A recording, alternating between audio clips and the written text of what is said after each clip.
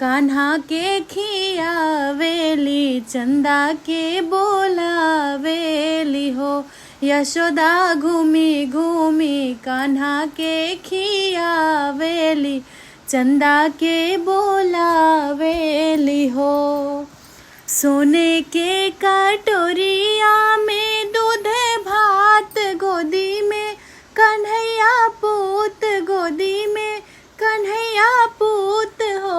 यशोदा घूमी घूमी कान्हा के खियावेली चंदा के बोलावेली हो। अरे आवा चंदा मामा पारे आवा नदिया किनारे आव नदिया किनारे आव हो।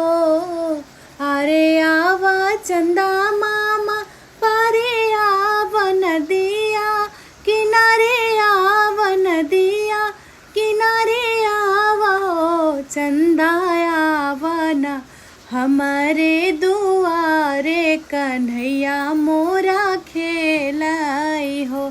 ए चंदा आवना हमारे दुआरे कन्हैया मोरा खेलाई हो। सोने के थरियावा मंगाई दे भोजनवा भराई दे भोजनवा भराई दे हो।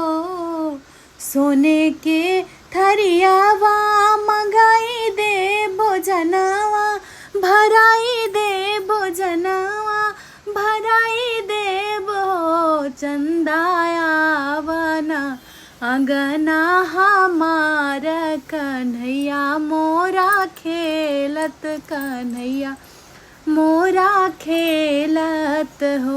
ए चंदा आवना हमारे दुआरे कन्हैया मोरा खेलत हो।